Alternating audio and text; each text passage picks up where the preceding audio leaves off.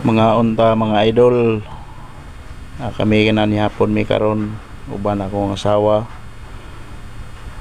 Among panihapon idol, saging ra among panihapon kay gusto sa akong asawa mag diet kuno siya kay dako na kuno siya kayo.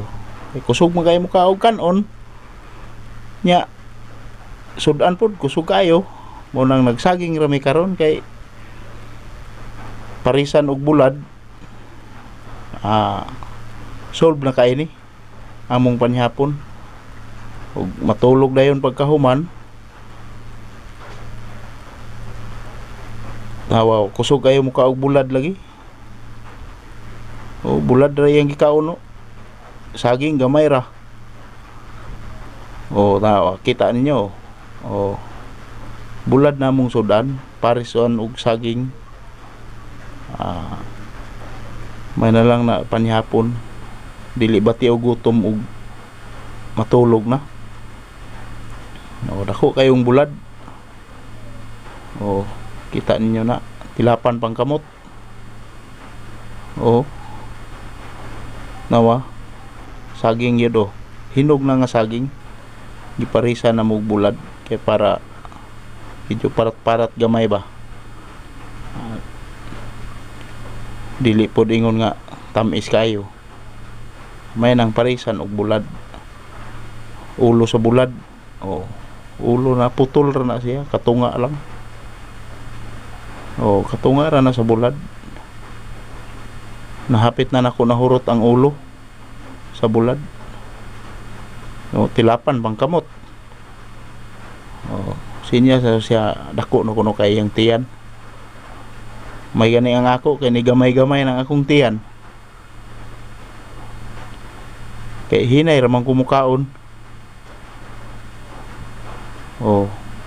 Kanang among gikaon nga saging isa na ka kaldero. Isa ka kaldero na mong gikaon nga saging. Hurot na mo na, mabili na na. Among ibutang lang ugma na pod ang mabilin. Kay pamahaw na mo ugma. Gilanlan rang bulad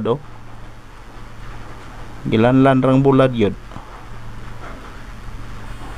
Saon man nato na mugamay pakahana nga gilanlan ra man gani ng bulad. Ako saging ra parisan dayog ulo sa bulad. Naay ulo sa bulad sus lami kayo.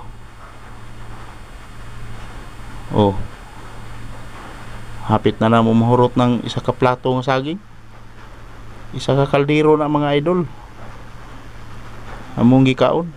Ang nabili na amoy pamahaw na muugma. Kung naapod lagi mabilin nahot doon manasa kong asawa karon. Ang bulad gamay na lang nabilin, ang saging daghan pa. Napa kay mabili na ang bulad ra may sihag kaon. Gamay na lang kayo, ang panit na daghan. Kanang nabilin mo na among pamahawon og mga idol para dili na may maglungag og kanon. Okay kayo.